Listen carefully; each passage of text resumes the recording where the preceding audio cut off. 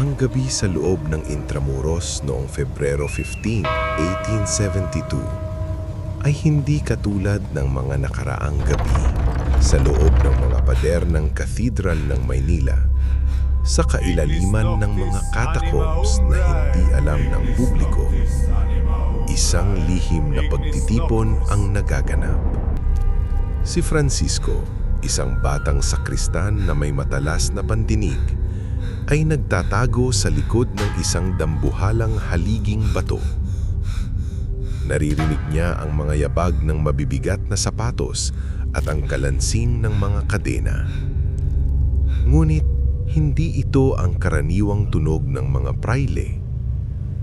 Ang mga boses na naririnig niya ay bumibigkas ng mga salitang hindi Latin, kundi isang matandang wika na tila nanggagaling sa kailaliman ng lupa. Ang tatlong susi, bulong ng isang boses.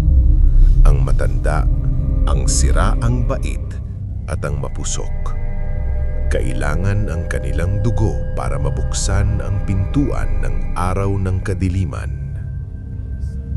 Sumilip si Francisco at nakita ang isang grupo ng mga lalaking nakasuot na itim na kapa. Sa gitna nila ay isang altar na gawa ng itim na marmol. Sa ibabaw nito ay ang listahan ng mga paratang laban kina Padre Mariano Gomez, Jose Burgos, at Jacinto Zamora. Hindi ito tungkol sa rebelyon sa Cavite. Ang pag-aalsa sa Cavite ay isang dula lamang, isang distraksyon. Ang tunay na layunin ay ang pag-aalay sa tatlong paring sekular na ang mga pangalan ay nakatadhana sa isang sinaunang propesiya ng mga inkisidor ng dilim. Kinabukasan, dinalaw ni Francisco si Padre Jose Burgos sa kanyang selda sa Fort Santiago. Si Burgos, ang pinakabata at pinakamatalino sa tatlo, ay nakaupo sa sahig.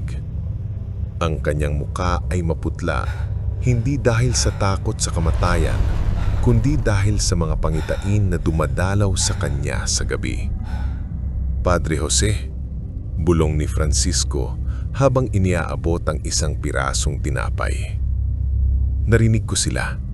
Ang pagpitay, hindi ito parusa. Ito ay isang ritual. Tumingin si Burgos kay Francisco. Alam ko, Francisco, nararamdaman ko ang paglamig ng hangin sa paligid. Si Padre Gomez ay nananalangin na lamang, at si Padre Zamora ay tuluyang nang lilamon ng dilim ang kanyang isip.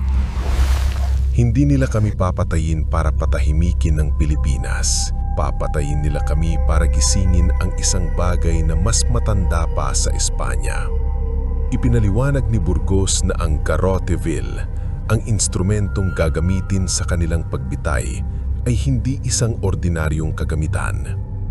Ito ay hinulma mula sa bakal ng isang bumagsak na bituin at linubog sa dugo ng mga makasalanan. Ang bawat ikot ng tornilyo nito ay isang panalangin sa isang Diyos na hindi matatagpuan sa Biblia. Sa kabilang panig ng Intramuros, sa isang lihim na silid sa loob ng kumbento ng mga Dominiko, ang Hermandad de la Sombra ay naghahanda. Sila ang mga prailing tinalikuran ang krus at niyakap ang anino. Ang pinuno nila, si Fray Salvi de Tenebris, ay humahawak sa isang matandang scroll. Ang araw ng kadiliman ay darating kapag ang tatlong leeg ay nabali sa ilalim ng itim na araw. Ang dugo ni Gomez ang magsisilbing pundasyon. Ang pagkabaliw ni Zamora ang magiging pinto.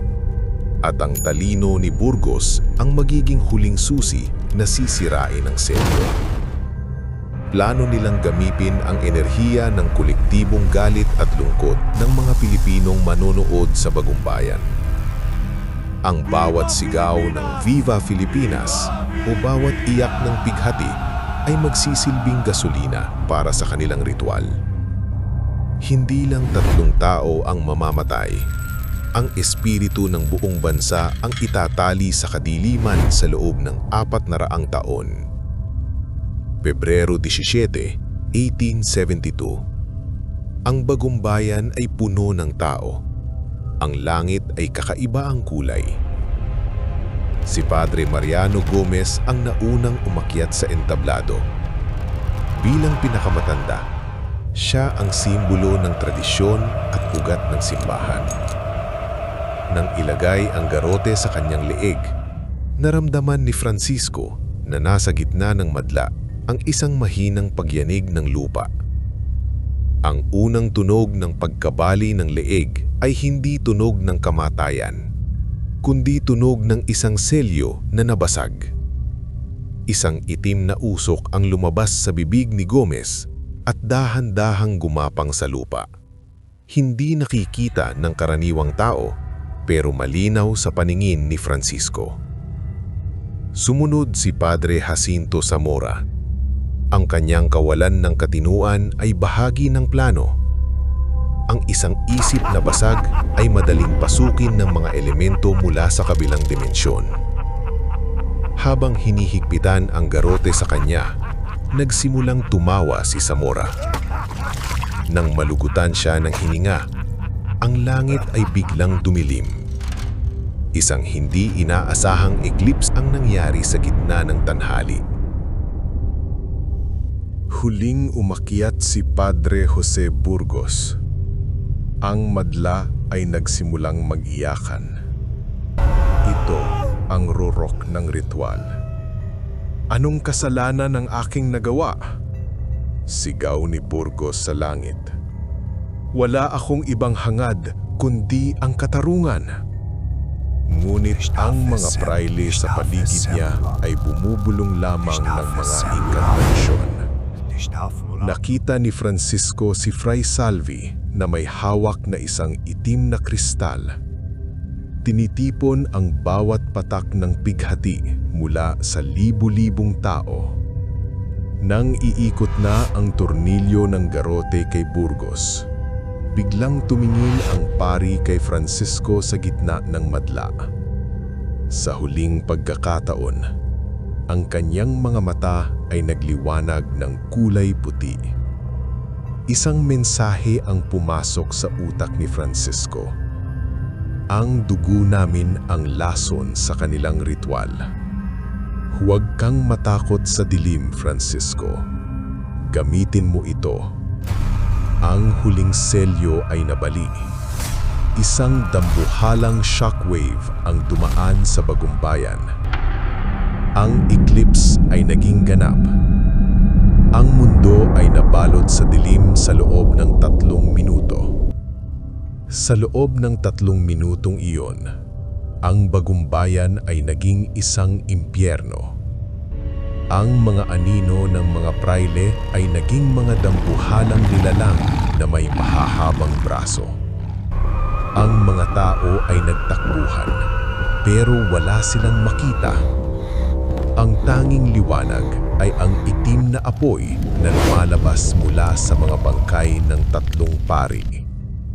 Si Francisco ay tumakbo patungo sa entablado. Nakita niya ang itim na kristal ni Fray Salvi na nagliliyab. Ang ritual ay nagtagumpay. Ang araw ng kadiliman ay nagsimula na. Ngulit may isang bagay na hindi inaasahan ng mga praile. Ang dugo ni Gomburza ay hindi sumama sa dilim. Ito ay naging isang nagniningas na pilak na likido na nagsimulang sumunog sa mga anino. Ang sakripisyo ay naging isang sandata. Hindi niyo makukuha ang bansang ito, sigaw ni Francisco habang dinadampot niya ang isang krus na nahulog mula kay Padre Gomez. Ang ritual ay hindi natapos sa paraang gusto ng Hermandad de la Sombra. Sa halip na isang bansang sunod-sunuran sa dilim, ang kamatayan ni Gomburza ay nag-iwan ng isang spiritual infection sa Pilipinas. Isang binhi ng pag-aalsa na hindi lang politikal kundi supernatural. Ang araw ng kadiliman ay hindi naging isang literal na gabi kundi isang lihim na digmaan na magpapatuloy sa loob ng maraming dekada. Ang bawat bayani na susunod, si Rizal, si Bonifacio, si Luna, ay magdadala ng bahagi ng pilak na dugo ni Nagong Burza para labanan ang mga aninong iniwan ng mga praile. Si Francisco, siya ang naging unang tagapangalaga ng lihim. Itinatag niya ang kapatiran ng liwanag, isang lihim na grupo na ang tungkulin ay bantayan ang Pilipinas mula sa mga ritual ng Hermandad na hanggang ngayon ay nagtatago pa rin sa mga lumang pader ng Intramuros. Pebrero 17, 1922. 50 taon matapos ang pagbitay. Isang matandang Francisco ang nakatayo sa harap ng monumento ni Nagong Burza. Ang langit ay muling nagbabago ng kulay. Alam niya na ang bawat 50 taon, sinusubukan ng mga anino na muling buksan ang pinto. Tumingin siya sa mga batang naglalakad sa parke. Hindi nila alam na ang kalayaang tinatamasa nila ay binayaran hindi lang ng buhay, kundi ng isang walang hanggang pakikipaglaban sa mga halimaw na kumakain ng pangarap. Ang tatlong susi ay nananatiling bantay. Bulong ni Francisco sa hangin. At sa dilim ng gabi, sa kailaliman ng katedral, narinig muli ang tunog ng isang tornilyong umiikot. Ang ritual ay hindi kailanman natapos. Ito ay nag-iba lamang ng anyo. May mga kwento ba kayo ng kababalaghan? I-share nyo ang inyong mga karanasan sa comment section. Maraming salamat sa pakikinig at hanggang sa susunod na kwentong kababalaghan dito sa ating channel.